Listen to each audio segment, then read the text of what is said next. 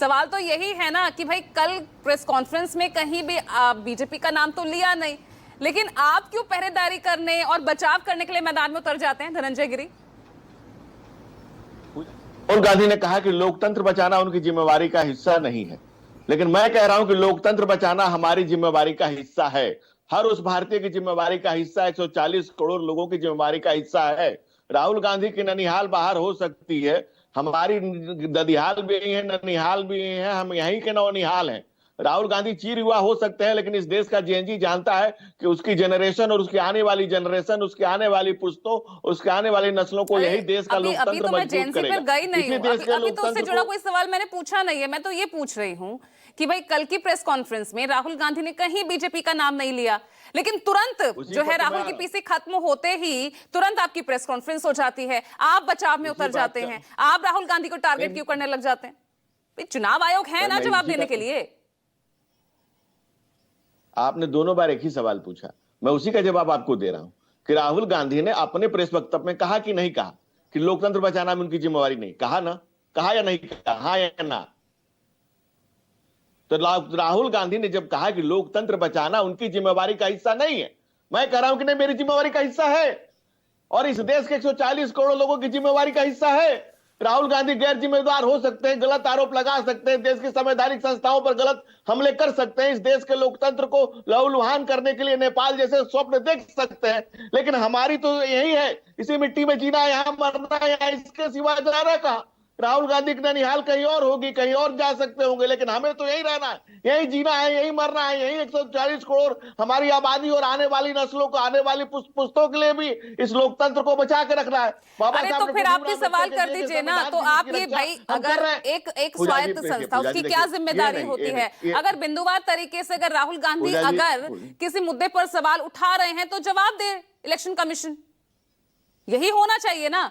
Vote चोरी का आरोप चाहे वो महादेवपुरा सीट को लगा या आनंद सीट को लगा, जवाब देना चाहिए ना। आनंद सीट में पूजा जी आनंद सीट में 2004 में जनता दल जीता, 8 में जनता दल जीता, 13 में केजीपी जीती, 2018 में भाजपा जीती, 2023 में कांग्रेस जीती। यानी कि राहुल गांधी कहना चाहते हैं कि वोट चोरी का जब असफल प्रयास उन्होंने किया तब उनका व्यक्ति जीता। और राहुल गांधी ने आरोप लगाया कि 6018 जिसमें 5994 वोट एस्टेब्लिश्ड है, 24 नाम मात्र कटे हैं। चुनाव आयोग ने उनकी बातों का बिंदुवार जवाब दिया है। और जब ये घटना हो रही थी, राहुल गांधी ने क्या कहा कि ऑनलाइन वोट उड़ा दिए गए। ऑनलाइन वोट उड़ता है क्या? ऑनलाइन आप सिर्फ एप्लीकेशन दे सकते हैं, ऑनलाइन एप्लीकेशन देने की भी एक प्रक्रिया है, उसके बाद उसका बीएलओ जाता है चुनाव का चेक करने के लिए। और जब कर्नाटक में चुनाव हुआ तो मतदाता सूची के फाइनल प्रकाशन और चुनाव की तिथि में 5 महीने का अंतर रहा, 5 मंथ्स। क्या कर रहे थे इनके बीएलओ क्या कर रहे थे? कांग्रेस के पास जब कहने के लिए कुछ भी नहीं है, अरे भाई सीआईडी ने फरवरी 23 तभी जो है लेटर लिखने शुरू कर दिए थे। 18 महीनों में 18 लेटर दिए गए, एक का भी जवाब नहीं दिया। कांग्रेस ने लिखा था, सीआईडी ने लिखा था। पूजा जी, सीआईडी जांच हमारी ही सरकार थी जिस समय हम लोगों ने दिया था, और चुनाव आयोग ने उस समय स्वतः एफआईआर करके संज्ञान लिया था। और इस चुनाव आयोग यानी ये तो साफ हो गया ना, ये तो साफ हो गया कि गड़बड़ी तो हुई है। जब चुनाव आयोग खुद ये मान रहा है कि उन्होंने एफआईआर की, तो गलत तो फैक्ट नहीं रखने ना राहुल गांधी। मैं ये तो कह रहा हूं कि अगर प्रयास किए गए, इसी को लेकर के चुनाव आयोग ने एफआईआर किया और उसकी जांच की गई। आज कर्नाटका में कांग्रेस की सरकार है, उनकी सीआईडी लगी हुई है। जब चुनाव आयोग कह रहा है कि हम लगातार उनको जो संबंधित जानकारियां उपलब्ध करा रहे हैं और जो डाटा वो दे रहे हैं वो डाटा गलत है, फेक है। 6018 दे रहे हैं, 5994 सिर्फ 24 नाम कटे हैं। यानी कि वो सिर्फ हंगामा खड़ा करने की कोशिश कर रहे हैं, इस लोकतंत्र को परेशान करने की और एक नई नीति अगड़ने की कोशिश कर रहे हैं। ज्यादा परेशान तो आप दिख रहे हैं। राहुल गांधी सवाल करते हैं इलेक्शन कमीशन से, लेकिन परेशान और चिंतित आप हो जाते हैं।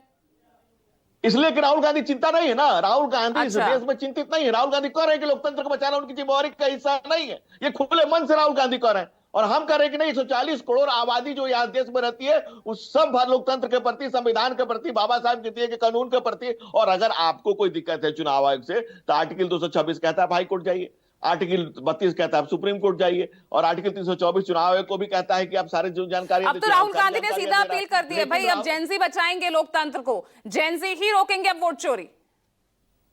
देखिए, राहुल गांधी कांग्रेस के बम बरसक कप्तान, ये कांग्रेस पार्टी पे ही बम बरसा रहे हैं। और ये कह रहे हैं कि जब गड़बड़ियों की कोशिश इस विधानसभा से की गई, उस विधानसभा से कांग्रेस का ही उम्मीदवार जीत के आया। कांग्रेस के पास कुछ है नहीं, कुछ भी नहीं है भाई। अच्छा। 90 चुनाव आप हारे हैं, इसकी हाहाकार आपके पास है, वो समझ में आता है, लेकिन क्या आप लोकतंत्र को डिस्टर्ब करेंगे? और आप खुले मन से कहेंगे कि जैन जी आगे आ जाए और लोकतंत्र को बचाने की जिम्मेवारी मेरी नहीं है?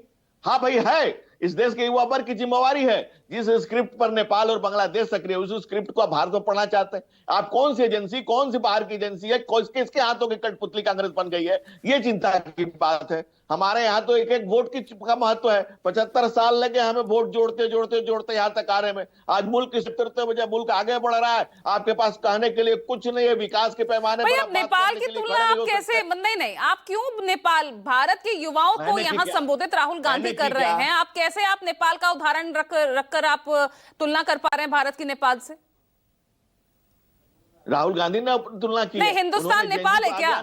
राहुल गांधी ने तो जेनजी को कहा, और वो जेनजी तो एक बहुत ही नॉर्मल एक वर्ड है। जेनजी 15 से 30 साल के युवा, 25 से 30 साल के युवा। के चैनल पे कहा गया कि अभी राहुल गांधी जेनजी तो नहीं, वो तो चीर युवा है।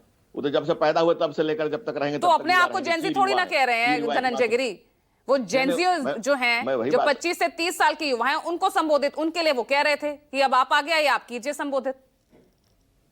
अभी आप ही के चैनल पे ये बात कही गई कि जेनजी सब पॉपुलर में तब आया जब नेपाल में इस तरह की घटना हुई। ये चीजों को एक कड़ी से कड़ी जुड़े तब, यानी आप जो भी जेनजी की बात करेगा वो नेपाल के जेनजीज की बात करेगा। वो खुद कह रहे हैं कि लोकतंत्र को बचाने में उनकी कोई जरूरत नहीं है, और खुद लोकतंत्र के लिए कोई जिम्मेवार व्यक्ति है ही नहीं। कौन है ये जेनजी? चलिए आप बता दीजिए, आप क्या समझते हैं इस जेनजी से? ये जेनजी क्या है? जेनजी का मतलब है सिर्फ नेपाल के जेनजी? नहीं, अभी तो आपने समझा दिया। भारत सबसे युवा देश है दुनिया में, यहाँ के जेनजीज क्या है? भारत दुनिया का सबसे पुरातन देश है, और भारत में दुनिया में सबसे ज्यादा युवा है। आज भारत की ही ताकत है कि दुनिया में जो महाशक्तियां हैं, जो हमसे विमुख होती हैं, वो भी हमारे सन्मुख खड़ी हो जाती हैं, आज हमारे सामने वापस खड़ी हो जाती हैं। ये भारत के युवा वर्ग की, भारत के नेतृत्व की, भारत के जो समृद्धि है इसकी, उसकी ताकत है। और अभी आपने ही जब बताया कि 25 से 30 साल की नई पीढ़ी, और इसके बाद जो जनरेशन पूजा जी आ रही है, उसको जेन अल्फा कहते हैं। अच्छा। इतना भी मुझे पता है, मुझे ये सारी जानकारी तो नेपाल कहां से आ गया इस चैप्टर में कि नेपाल बनाने की कोशिश कर रहे हैं? क्या आपके नेता बयान दे रहे हैं? राहुल गांधी का सिर्फ हंगामा खड़ा करना मकसद है। अच्छा। राहुल गांधी जी जब चुनाव आयोग कहता है कि भाई आप इसकी एफिडेविट करके दीजिए, वो एफिडेविट करके नहीं देते हैं। और सरेआम तो हो गया उनका ना भाई, कि उन्होंने कहा कि 6018 अब 5994 लोग ऑलरेडी हैं। चलिए, जब आप देश में 2 करोड़ जो है नौकरियां देने की का वादा उन जेनजीज, उन युवाओं से करते हैं, तो वो तो नेपाल के जेनजी नहीं होते, वो भारत के युवा होते हैं। लेकिन जब राहुल गांधी कहें तो वो भारत को नेपाल बनाना चाहते हैं।